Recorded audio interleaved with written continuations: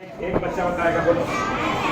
Have ever seen an animal or bird before moving or taking off? बस एक बच्चे को मैंने खड़ा किया, बोलने दो। हाँ, Have ever seen an animal or bird before moving or taking off?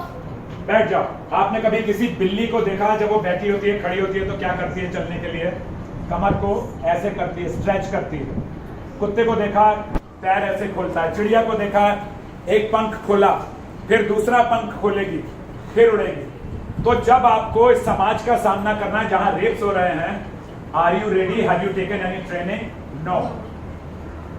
Only kung fu karate can not help you. The thing can help you is, क्या चीज हेल्प कर सकती है? मेरे साथ बोलिए। Self defence,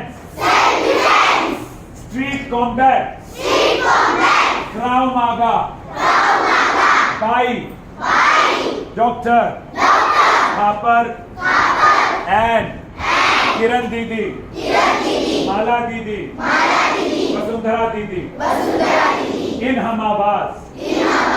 and we promise every Sunday morning we will be coming.